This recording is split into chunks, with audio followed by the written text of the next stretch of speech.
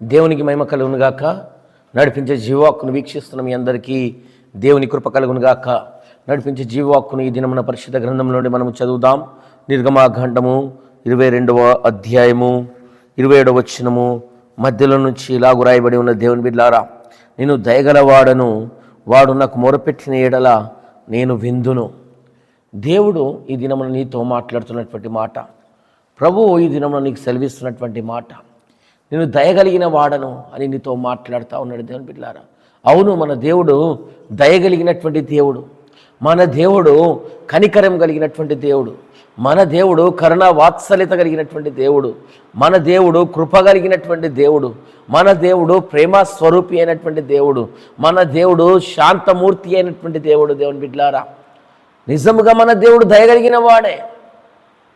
ఒక తల్లి కన్నా ఎక్కువగా ప్రేమించువాడు, తండ్రి కన్నా ఎక్కువగా మన పట్ల ఆయన ప్రణాళికలు కలిగిన వాడు, ఆయన ఆలోచన కలిగిన వాడు, ఆయన మన పట్ల కార్యాలు చేయగలిగిన వాడు. మన దేవుడు దయగలిగినటువంటి దేవుడు. ఆయన అంటా ఉన్నాడు, వాడు మొరపెట్టగా నేను విందును. వాడు నాకు మొరపెట్టిన ఎడల నేను విందును అని మాట్లాడుతూ ఉన్నాడు. మొరపెడితే ఆయన వినే దేవుడు, ప్రార్థిస్తే ఆలకించే దేవుడు, గోజాడితే ఉత్తరం ఇచ్చే దేవుడు, ఆయన కార్యములు జరిగించే దేవుడు. దేవుని బిడ్డలారా,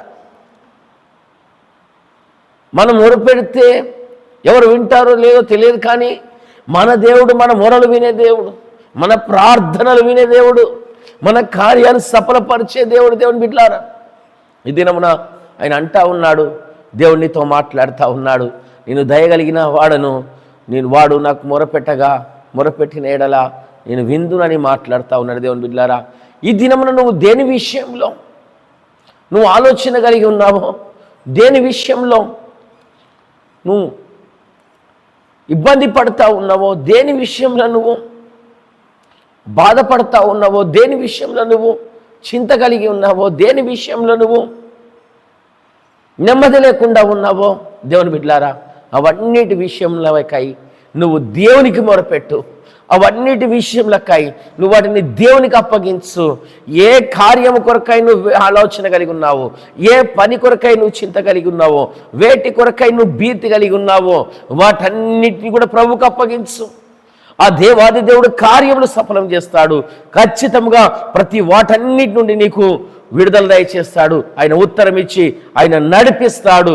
నిజముగా మన దేవుడు దయగలిగిన వాడు, ఆయన మన మొరలు వినే దేవుడు కనుక ఆయనకు మొరపెడదాం, మనము జవాబులు